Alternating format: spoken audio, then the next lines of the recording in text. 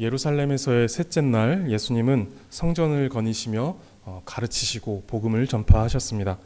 그런 예수님을 주시하고 있던 유대 종교 지도자들은 예수님을 시험하고자 찾아와 권위와 세금과 부활 등의 주제를 가지고 변론하였습니다. 예수님은 그들의 시험에 걸려 넘어지지 않으셨고 지혜롭게 대답하심으로 오히려 큰 가르침을 주셨습니다. 이때 한 사람이 그것을 처음부터 지켜보았던 것 같습니다. 28절을 보시면 서기관 중 한 사람이 그들이 변론하는 것을 듣고 예수께서 잘 대답하신 줄을 알고 나와 라고 말씀합니다. 이 사람은 예수님이 변론하시는 것을 쭉 지켜보면서 예수님께서 대답하시는 것이 매우 뛰어나고 또 탁월하시다라는 것을 보고는 예수님 앞에 나와왔습니다. 서기관인데 이 서기관은 율법을 필사하고 해석하고 교육하던 직책이었습니다. 그들은 율법 지식과 해석에 매우 정통한 율법 전문가로서 종교적, 도덕적 판단에 매우 큰 영향력을 끼쳤던 사람들이었습니다. 이들의 대부분은 바리새인이었습니다. 그러나 모든 바리새인이 서기관인 것은 아니었고 모든 서기관이 바리새인이었던 것도 아닙니다. 서기관은 앞서 말씀드렸던 것처럼 율법을 필사하고 해석하고 교육하던 직책을 말하고 바리새인은 율법을 철저히 지켜 거룩하게 살고자 했던 경건운동의 집단입니다. 서기관의 대표적 인물은 에스라입니다. 에스라 7장 6절을 보시면 에스라가 모세의 율법에 익숙한 학자로서 라고 이렇게 말하는데 여기서 학자라는 말이 서기관과 같은 단어입니다. 서기관은 본래 다윗과 솔로몬 시대의 왕의 비서와 같은 역할을 하면서 주로 행정적인 역할을 했는데 포로기를 지나면서 그 성격이 말씀을 지키고 수호하는 역할로 바뀌게 되었고 예수님 당시에 서기관의 역할과 그 정체성을 확립한 인물이 에스라였습니다. 에스라 7장 10절을 보시면 에스라가 여호와의 율법을 연구하여 준행하며 율례와 규례를 이스라엘에게 가르치기로 결심하였더라 라고 말합니다. 서기관으로서 에스라는 율법을 연구하였고 준행하였으며 백성에게 가르치는 일들에 매진하였습니다.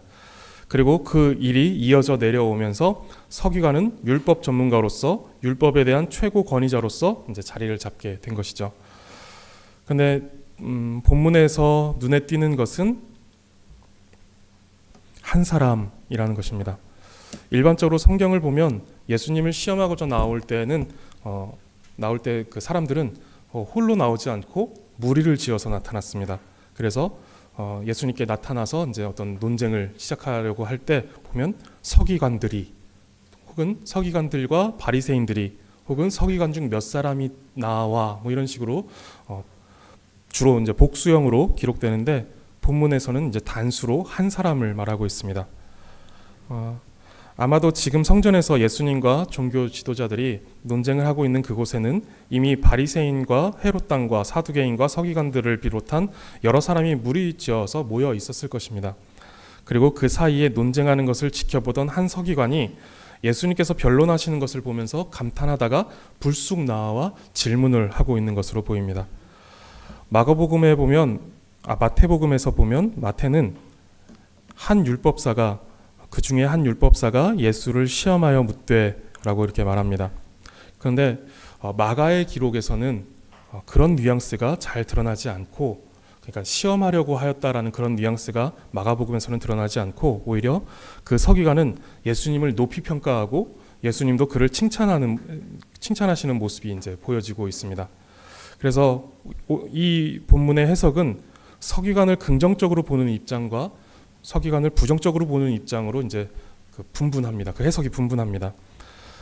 마가복음은 이제 34절에서 내가 하나님의 나라에서 멀지 않도다라고 하시는 말씀을 기록하는데 이 역시 그 서기관이 하나님 나라에 거의 다 왔다라는 것인지 이제 하나님 나라를 향해서 이 서기관이 가고 있는데 이제 거의 다 왔다라고 하는 것인지 아니면 그 하나님 나라 그 주변에서 들어가지 못하고 그 가까이에서 맴돌고 있다라는 것인지 애매하게 말씀하시면서 열린 결말로 마무리를 짓고 있습니다. 그래서 이 서기관이 도대체 어떤 사람인가, 어떤 정말 칭찬받을 만한 구원받은 사람인가 아닌가 이런 것들을 가늠할 수 없도록 이제 열린 결말로서 마무리가 되고 있습니다. 그래서 이제 이것을 해석하는 목사님들이나 학자들도 분분합니다. 이 서기관을 긍정적으로 보는 입장과 부정적으로 보는 입장이 분분합니다.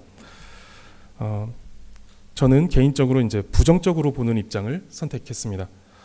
병행 본문인 마태복음에서 그 서기관이 분명히 예수님을 지금 보시는 것처럼 시험하려고 나왔다라고 말씀하고 있다는 것에서 긍정적으로 본다는 것은 좀 어렵지 않겠나. 마가가 중립적으로 이야기했다라면 마태의 어떤 그 부정적인 입장을 가지고 와서 이 중립적인 입장을 부정적으로 해석해 봐야 되는 것이 아닌가라는 생각을 하는 것입니다.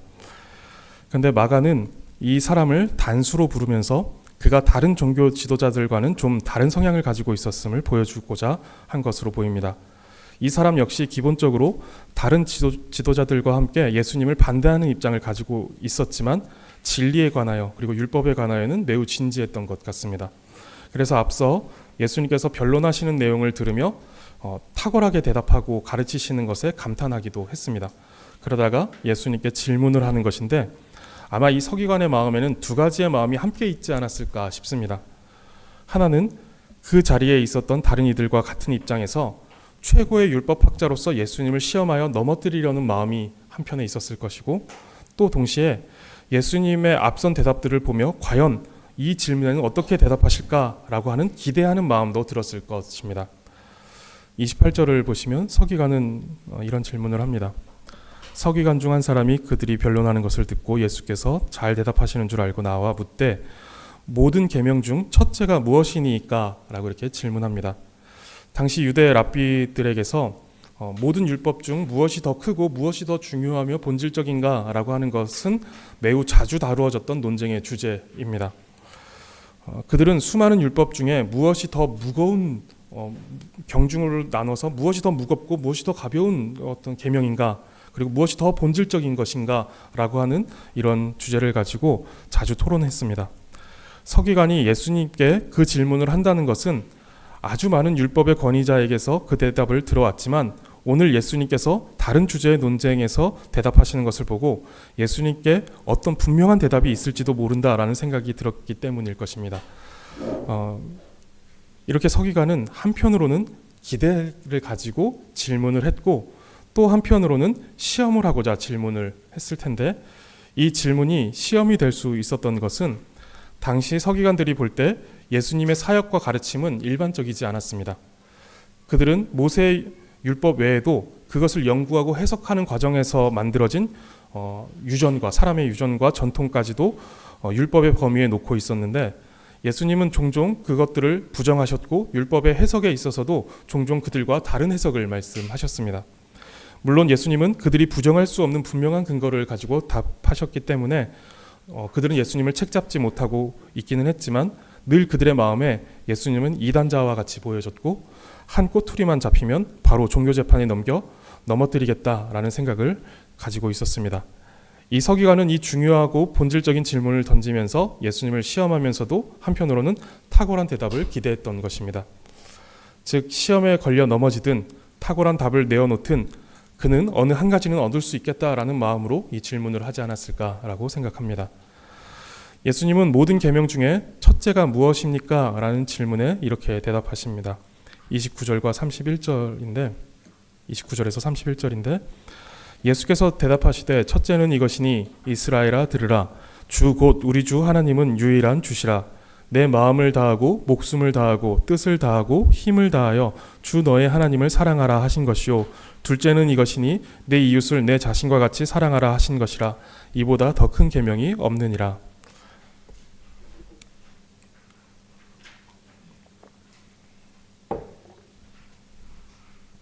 예수님은 유대인이라면 누구나 다 알고 있었을 신명기 6장 4절에 쉐마 본문을 가지고 그것을 인용하여 답하십니다.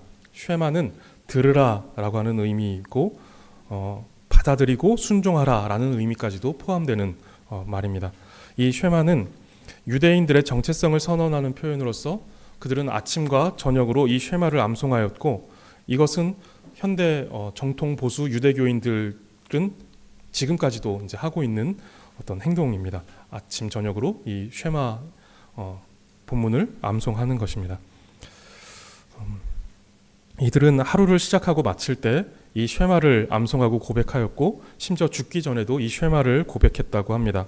그리고 아기가 우스갯소리인 것 같은데 아기가 엄마 아빠를 하기 전에 쉐마라는 말을 먼저 할 정도라고 합니다. 그만큼 이제 이 유대인들은 이 쉐마 이 본문을 강조하였고 이것을 이렇게 고백하였고 매일 아침 저녁으로 암송했다라는 것이죠. 그들에게 그만큼 너무 중요한 신앙 고백으로 여겨진 본문이 이 쉐마 본문입니다.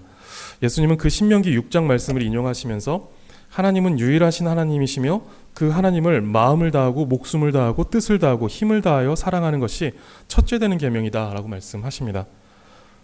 마음과 목숨과 뜻과 힘을 다해 사랑한다라는 것은 이제 신명기 본문에 나오는 내용과는 조금 차이가 있기는 한데 여기서 우리는 이제 세세하게 다루지는 않을 것이고 다만 이제 우리가 생각해 볼 것은 하나님을 사랑한다라는 것은 우리의 총체적인 헌신을 요구한다라는 것입니다. 그래서 이제 마음과 목숨과 뜻과 힘을 다해라라고 하는 것은 이제 그 총체적인 헌신을 요구하는 하나님을 사랑할 때 그 총체적인 헌신을 요구한다라는 것을 이제 말한다는 것을 말씀드리는 것입니다. 우리가 마음을 다하고 목숨을 다하고 뜻을 다하고 힘을 다하여 총체적인 헌신으로 하나님을 사랑하는 것이 마땅합니다. 성도님들은 그렇게 하나님을 사랑하고 계신가요? 우리가 가지고 있는 모든 것을 다 바쳐서 하나님을 사랑하고 계신가요? 우리의 마음을 조금도 나누지 않고 우리의 마음을 조금 이렇게 빼놓고 하나님께 드리는 이런 것이 아니라 모든 것을 다 드리면서 하나님을 사랑하고 계신가요? 성경은 곳곳에서 아주 자주 우리의 이 총체적인 헌신과 순전한 사랑을 요구합니다. 그것이 너무 마땅하기 때문에 그렇습니다. 불순물이 들어와 오염된 상태로 하나님을 사랑하는 것은 우리가 하나님께 드려야 할 마땅한 사랑이 아닙니다. 마음의 청결함은 우리가 하나님을 보게 되는 복된 상태입니다. 팔복에서 이제 우리에게 알려주죠. 마음이 청결한 자는 복이 있나니 그가 하나님을 볼 것이미요 라고 말씀합니다. 우리가 일상 속에서 하나님을 만나고 또 하나님과 동행하고 또 하나님만을 향하게 되는 그것은 하나님을 향한 총체적 헌신, 순전한 사랑을 드릴 때 누리게 되는 복입니다. 마음의 청결함은 마음에 다른 불순물들이 들어오지 않은 상태를 말합니다. 마음이 하나님으로만 가득 꽉꽉 채워져 있는 것입니다. 부부 사이에 다른 사람이 끼어들면 안 되는 것처럼 하나님과 우리 사이에는 그 무엇도 끼어들어서는 안 됩니다. 순전한 사랑이 있어야 하는 것이죠. 그 무엇도 그 누구도 끼어들지 않는 그 순전함이 하나님과 우리 사이에 있어야 하는 그런 사랑의 모습입니다. 여호수아가 백성들에게 너희는 오늘 누구를 섬길지 택하라. 나와 내 집은 여호와 하나님만을 섬기겠노라 라고 말하면서 다른 어떤 우상이나 헛된 신을 거부하는 선언을 했듯이 날마다 우리는 하나님을 사랑하고 또 하나님만을 따르고 섬기겠노라고 선언해야 합니다. 하나님을 사랑한다라고 하면서 이제 하나님을 꼭 끌어안고는 양손 가득 다른 무언가를 붙잡고 있다면 하나님을 사랑하는 것이 아닙니다. 하나님은 사랑하는 많은 것 가운데 한 분이 되실 수 없습니다. 시간이 날 때 여유 있을 때 잠깐 데이트하는 식으로 사랑할 수 없다라는 것입니다. 내가 일주일 동안은 마음껏 내 마음대로 내가 쥐고 싶은 것들을 쥐고 있다가 주일 하루만 하나님 앞에 나와서 하나님과 데이트하는 날이에요 라고 하는 식으로 나와서 하나님 사랑해요 라고 말할 수 없다라는 것이죠. 그것은 모든 것을 다해 사랑하는 것이 아니기 때문에 그렇습니다. 우리는 우리가 붙들고 있는 것을 놓지 않고는 하나님을 사랑할 수 없습니다. 엘리야가 바알과 아세라 선지자들과 대결할 때 백성들에게 하는 말이 어느 때까지 머뭇머뭇하겠느냐, 바알이 참신이면 그를 따르고 여호와가 참신이면 여호와를 따르라 라고 말합니다. 그런데 백성들이 계속 아무 말도 하지 않고 머뭇거리는 모습을 보여줍니다. 우리가 소중히 여기는 많은 것들과 하나님 사이에서 머뭇머뭇하고 주저주저하고 있는 모습이 우리의 모습은 아닌지 돌아보시기 바랍니다. 더 여유로운 삶, 더 행복한 삶을 위해 마땅히 드려야 할 헌신과 시간과 재물에 인색해지며 아나니아와 삽비라와 같이 얼마를 감추고는 마치 모든 것을 드리고 있는 양 그러한 모습을 취하고 있지는 않으십니까? 하나님은 우리의 가식 속에 숨은 인색함에 속지 않으십니다. 마치 모든 것을 다 드리는 양 가식적으로 주님 앞에 나와서 하나님을 예배하고 있지만 일부를 감추고서는 하나님 앞에 그렇게 가식적인 모습으로 나오는 것에 그 인색함 속에 하나님은 속지 않으신다라는 것입니다. 우리는 아무리 하나님께 모든 것을 드리려고 해도 스스로 해결할 수 없는 나뉘고 쪼개지는 마음이 우리에게 있습니다. 모든 것을 다 드리고 싶다라는 마음이 있지만 인색함이 한쪽에 있다라는 것이죠. 쪼개지는 마음, 하나님께 온전히 다 드리지 못하는 마음이 우리에게 있다라는 것입니다. 아무리 스스로 우리가 최선을 다해보려고 해도 안 되는 것들이 있다는 것이죠. 그래서 우리는 스스로 하나님을 사랑할 수 없습니다. 온전히 스스로 하나님을 사랑할 수 없습니다. 모세는 신명기 30장 6절에서 이렇게 말합니다. 내 하나님 여호와께서 내 마음과 내 자손의 마음에 할례를 베푸사 너로 마음을 다하며 뜻을 다하여 내 하나님 여호와를 사랑하게 하사 너로 생명을 얻게 하실 것이며, 마음을 다하고 뜻을 다하여 하나님을 사랑하게 하시기 위해 하나님께서 행하시는 일이 마음에 할례를 베푸시는 일입니다. 마음에 할례를 베푸실 때 마음을 다하며 뜻을 다하여 하나님을 사랑할 수 있다라고 합니다. 우리는 스스로 할 수 없지만 하나님께서 우리의 마음에 할례를 베푸시면 우리는 비로소 하나님을 온전히 사랑할 수 있게 된다라고 이렇게 말씀하시는 것이죠. 할례는 하나님과 이스라엘 사이의 언약의 표징이었습니다. 외적인 표징이었죠. 그런데 그 할례를 마음에 하신다라는 것은 겉모양만 아니라 마음에 죄악된 것들을 제거하고 새 마음을 주사 진정으로 하나님을 사랑하는 하나님의 백성이 되게 하신다라는 것입니다.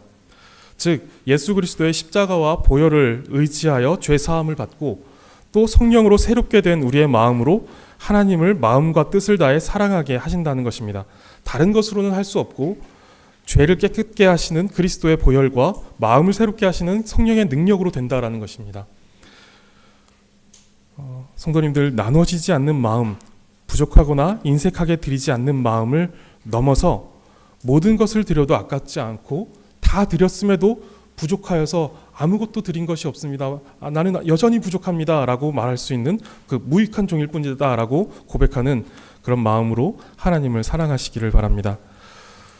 유대인들은 이것을 너무 중요한 가치로 잘 알고 있었습니다. 그래서 매일 아침과 저녁으로 일어나 이제 이것을 암송했고, 물론 이것이 이제 시간이 지나면서 기계적이고 외식적인 신앙으로 변질되었지만 그 가운데 그들이 얻은 좋은 유산도 분명하게 있습니다. 그들의 어떤 신앙과 그들의 어떤 가치와 지향성, 이런 것들에 대해서 목적, 이런 것들에 대해서 이들은 이제 분명하게 인식하고 있었던 것이죠. 우리는 그 마음을 지키기 위해, 그 가치를 붙들기 위해 어떤 수고를 하고 있는지 돌아봐야 합니다. 하나님께서 유일한 하나님이시고 또 마음과 목숨과 뜻과 힘을 다해 사랑해야 할 분으로서 우리가 그 가치와 생각과 그 믿음, 신앙을 붙들기 위해서 어떠한 수고를 우리의 일상 속에서 하고 있는지 이것들을 돌아봐야 할 것입니다. 예수님의 대답은 이제 여기서 끝나지 않습니다. 이것이 이제 예수님의 대답의 아주 중요한 부분입니다. 하나님을 사랑하라 라고 하는 것에서 예수님의 대답이 끝나지 않았다라는 거예요. 가장 큰 계명이 무엇입니까? 라고 물었을 때 이것으로 끝내지 않고 예수님의 대답이 이어진다라는 것이 아주 중요한 부분입니다. 유대인들은 매일같이 쉐마 본문을 암송하며 이것이 너무 중요한 계명이라는 사실을 잘 알고 있었습니다. 그런데 예수님은 그것에 더하여 31절에서 둘째는 이것이니 라고 말씀하시며 대답을 이어가십니다. 그렇게 말씀하시는 내용은 레위기 19장을 인용한 것으로 내 이웃을 내 자신과 같이 사랑하라 라는 말씀입니다. 이 대답은 유대인들에게 굉장히 놀라운 대답이었습니다. 하나님을 사랑해라 라고 하는 것에 이것으로 끝나는 것이 아니라 그것과 연결하여 이웃을 사랑해라 라는 것까지 이제 하나로 뭉쳐서 이것이 가장 큰 계명이라고 대답하시는 이 대답이 유대인들로서는 이게 굉장히 놀라운 대답으로 여겨졌다라는 것입니다.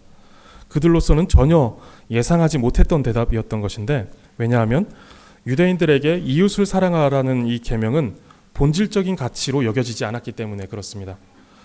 이들은 오로지 하나님을 사랑하고 하나님을 섬기고 하나님께 제사 드리는 것만이 본질적이고 가치 있다라고 여겼지, 이웃을 사랑하는 것이 그 본질적인 가치에 포함되리라고는 생각하지 못했던 것입니다. 하나님 사랑과 이웃 사랑은 분명히 십계명의 한 돌판에 새겨진 중요한 계명이었지만 이들은 이것을 두 영역으로 이해한 것입니다. 1에서 4계명은 종교적 의무로서의 계명이고 5에서 10계명은 사회 유지를 위한 윤리 규범으로 이해했습니다. 같은 돌판에 새겨져 있지만 해석의 틀이 분리되어 있었습니다. 그래서 예수님은 그들이 두 영역으로 이해했던 것을 하나의 가장 큰 계명임을 말씀하십니다. 이웃을 사랑하는 것은 하나님 사랑에 기초하고 하나님 사랑은 이웃 사랑을 통해 증명됩니다.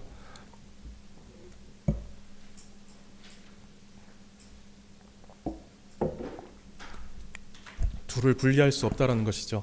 하나님을 사랑하는 자는 반드시 이웃을 사랑할 수밖에 없는 것이고, 이웃을 올바로 사랑하고자 하는 사람은 하나님의 사랑에 기초할 수밖에 없다라는 것입니다. 이것이 이제 분리되어서 해석할 수 없는 부분이다라는 것을 말씀하시는 것이죠. 누가복음 10장에서 유사한 본문이 나오는데, 어떤 율법 교사가 예수님과 이제 대화를 나눕니다.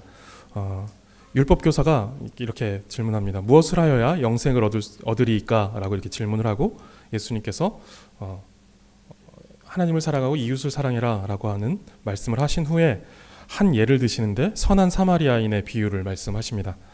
강도 만난 자가 거의 죽게 된 채로 길에 쓰러져 있었습니다. 마침 제사장이 그 길을 지나가지만 그 쓰러져 있는 사람을 보고 피하여 지나갑니다. 그리고 레위인도 지나가지만 보고 피해갑니다. 그리고 여행 중에 있던 사마리아인이 그것을 보고는 그를 불쌍히 여겨 그를 도와줍니다.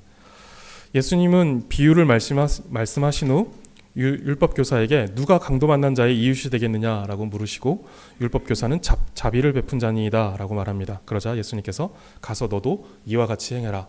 그러니까 이웃을 돌봐줘라. 이웃을 사랑해라 라고 말씀하시는 것이죠. 이 비유에서 제사장이나 레위인의 경우 1에서 4계명에 묶여서 이웃의 고통을 외면하여 5에서 10계명을 지키지 못한 것입니다. 1에서 4계명, 그 쉐마 본문에만 하나님을 사랑하라 라고 하는 이것에만 너무 얽매여서 있고, 이것만이 본질적이고 이것만이 가치 있는 것이다 라고 여기면서 그럼으로 인해서 이제 5에서 10계명, 이웃을 사랑하라는 이 계명을 지키지 못한 것이죠. 이웃의 고통을 외면해 버린 것입니다. 하나님을 사랑한다고 하지만 그것이 이웃을 사랑하는 것과 연결되지 못한 것입니다. 아무리 이웃이 죽어가고 고통받는다 하여도 자신이 율법의 정죄를 받아 부정해질 수는 없다라는 것입니다. 그 죽어가는 사람, 혹 죽었을지도 모른다라는 생각에 그에게 가까이 가서 그를 만져서는 안 된다라는 것이죠. 그가 또 어떤 이유에서 그렇게 쓰러져 있는지 알지 못하는 상황에서 그를 만져서 내가 부정해지는 일은 있을 수 없다라고 하는 것이죠.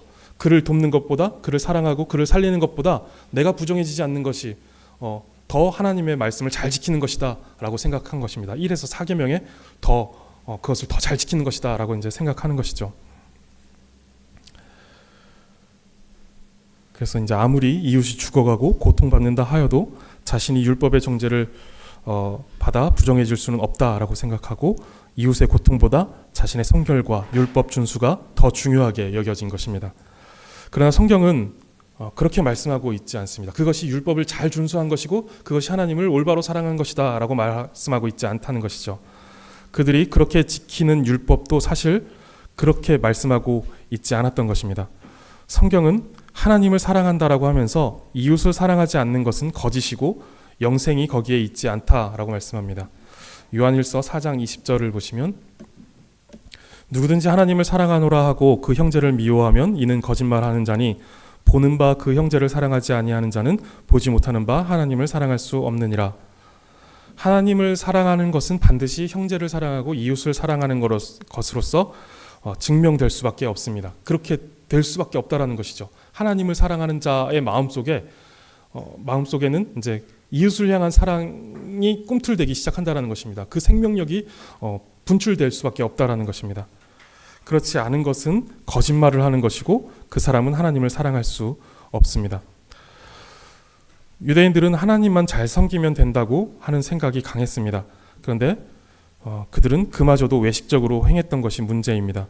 진실되게 하나님을 사랑했다라고 하면 하나님의 형상을 지닌 사람을 사랑하지 않을 수 없고, 사랑이신 하나님을 닮아 사랑하지 않을 수 없는 것입니다. 그러니까 그 제사장, 그 사마리아 비유에서 제사장이, 그 레위인이 하나님을 사랑한다라고 하는 이유로 그 사람을 피해갔다라고 하더라도 그것이 잘못됐다라는 것이죠. 그들이 외식적으로 그저 하나님을 사랑한다라고 했던 것입니다. 율법을 지키는 것, 그것을 이제 표면적으로 지키는 것으로만 이제 자신이 하나님을 사랑하고 있다라고 착각하고 있었던 것입니다. 그러나 하나님을 참되게 온전하게 사랑하고 있다라면 그렇게 행할 수가 없다라는 것입니다. 율법이 우리에게 알려주고 있는 것도 그렇다라는 것이죠.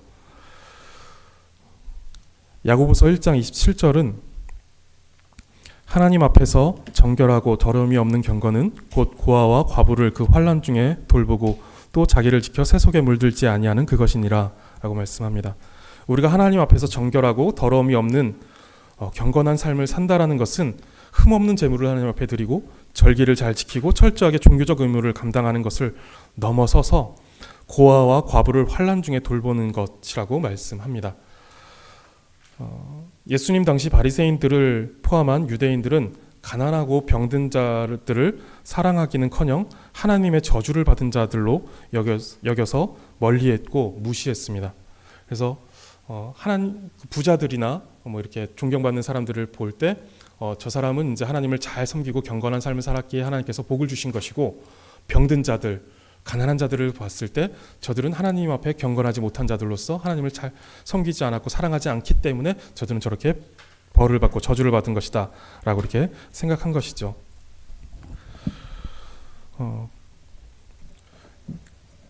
바리새인들은 이제 그러한 생각을 가지고 있으면서도 거리에서 큰 소리로 기도하며 자기의 의에 도취되어 자신은 하나님을 잘 섬기고 있다라고 이제 우쭐거렸습니다. 이러한 유대인들의 사회의 모습은 한참 전 이사야 선지자의 시대에서도 나타났는데, 순양으로 번제를 드리고 살찐 짐승을 가지고 하나님 앞에 드리지만 하나님은 헛된 제물을 다시는 가져오지 말라라고 말씀하십니다. 어떤 병든 것들을 가져오거나 아니면 바짝 말라버린 그런 어떤 형편없는 짐승을 가져다 드린 것이 아닌데 비싼 순양으로 드렸고 살찐 짐승을 하나님 앞에 드렸지만 하나님은 이것이 헛된 제물이다, 이것을 나에게 가져오지 말라라고 말씀하신 것이죠. 그리고 그 피를 기뻐하지 않으시고 그것으로 드리는 분향을 가증하게 여기신다라고 말씀합니다. 그리고 열심히 월삭과 안식일과 대회로 모이는 것도 싫어하고 모여서 기도할 때에 내가 듣지 않겠다라고 말씀하십니다. 왜냐하면 이사야 1장 15절에 보시면 너희 손에 피가 가득함이라 라고 말씀합니다. 너희 손에 피가 가득하기 때문에 너희가 아무리 절기로 나에게 모이고 너희가 어떤 재물을 나에게 바친다 하더라도 내가 그것을 기뻐하지 않을 것이고 내가 그것을 가증하게 여길 것이다 라고 말씀하시는 것입니다. 1에서 4계명을 따라서 제사도 드리고 성회로 모이는 일도 빠짐없이 열심히 했지만 이웃에게 악행을 저지르는 것에 대하여서 하나님께서 지적하시는 것입니다. 그러니까 온전한 예배가 되지 못하고 온전한 섬김과 온전한 사랑이 되지 못하고 있다는 것을 지적하시는 것이죠. 그래서 17절을 보시면 선행을 배우며 정의를 구하며 학대받는 자를 도와주며 고아를 위하여 신원하며 과부를 위하여 변호하라 말씀하십니다. 이들이 하나님을 사랑한다고 하면서 이웃을 얼마나 외면하고 방치했는지를 말씀해 주는 것이죠. 선행을 행하지 않고 정의를 구하지 않고 학대받는 자를 도와주지 않고 고아를 신원하지 않고 과부를 위하여 변호하지 않았던 것을 지적하는 것입니다. 그 이웃의 고통이 붉은 피가 되어 그들의 손에 가득 묻어 있는 것을 보시고 하나님은 그들의 모든 종교적 행위를 가증스럽게 여기신 것입니다. 하나님을 사랑한다면서 예배하는 자라고 하면서 하나님을 섬기는 자라고 하면서 이웃의 아픔을 외면하고 함께 아파하지 않고 함께 울지 않는 것입니다. 하나님은 하나님을 사랑한다면서 이웃을 외면하는 이러한 모습이 너무 가증스러워 견디지 못하시는 것입니다. 누가 성전 문을 닫아서 이 가증스러운 예배를 멈춰주기를 바란다라고 말씀하시기도 하십니다. 그렇다면 이제 우리는 어떤가요?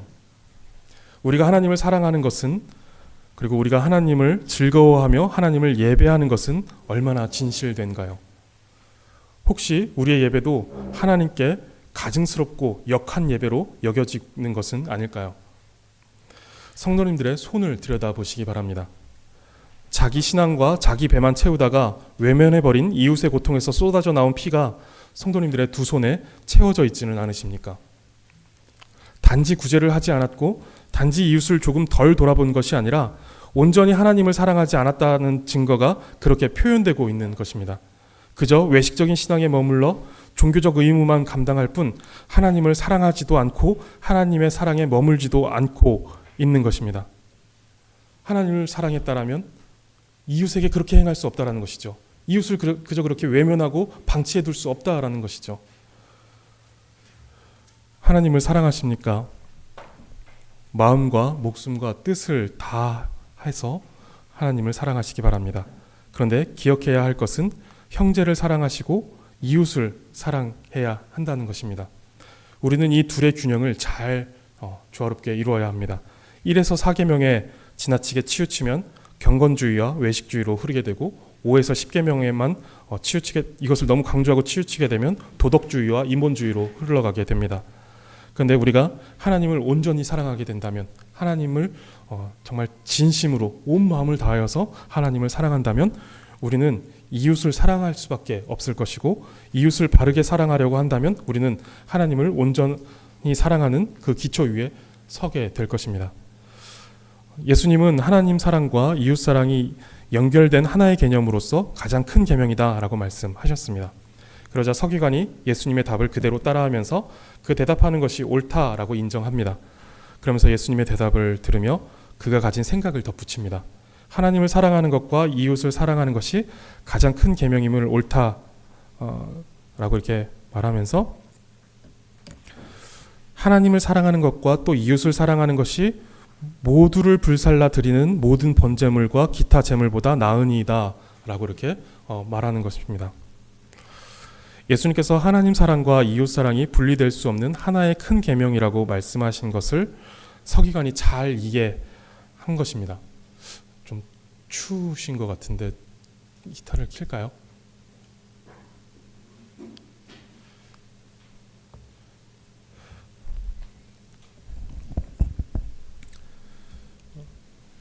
예수님은 지금 이제 그 유대인들에게 있어서 이제 매우 놀라운 어떤 개념으로서 가장 큰 개념을 설명하신 것입니다. 하나님 사랑과 이웃 사랑을 연결하여 이것이 하나의 큰 계명이다라고 말씀하셨는데, 이것을 이제 서기관이 잘 이해했다라는 것이죠.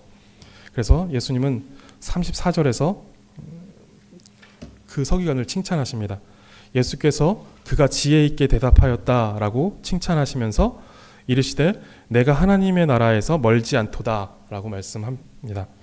서기관은 율법에 대해 그리고 진리에 대해 아주 깊은 이해를 가지고 있었고, 예수님도 그것에 대해 칭찬하실 만큼 그는 탁월한 지혜와 지식을 가지고 있었습니다.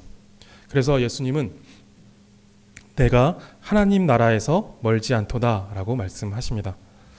아까 말씀드렸듯이 이 말씀은 이제 해석이 분분합니다. 이 서기관이 하나님의 나라를 향해 가고 있는데 이제 곧 도착할 것이다라고 하는 긍정적인 평가인지, 아니면 이 서기관이 하나님 나라 주변에서 맴돌기는 하지만 들어가지 못하고 있다라는 부정적인 평가인지 분명히 이제 표현되어 있지 않아서 해석이 분분하고 애매합니다. 정답은 없지만 초대에 말씀드렸듯이 저는 개인적으로 이제 후자의 입장을, 부정적인 입장을 택합니다. 마가복음에는 아예 이 부분이 생략되어 있습니다. 예수님께서 이 서기관에 대해서 칭찬하시고 인정하시는 모습이 아예 생략되어 있고, 이 서기관을 긍정적으로 평가할 여지를 주지 않는 것으로 보입니다. 마태는 이 서기관이 앞서 논쟁에 참여했던 바리새인이나 헤롯 당 그리고 사두개인들과 같이 예수님을 시험하려고 나왔던 인물이다라는 것 외에 다른 어떤 평가를 할 여지를 주지 않고 있습니다. 그냥 이 서기관이 예수님을 시험하려고 나왔던 사람일 뿐인 것이죠. 마가는 중립적으로 기록하고 있지만 병행 본문인 마태의 평가와 함께 이해를 해가는 것이 좋을 것 같다라는 생각입니다.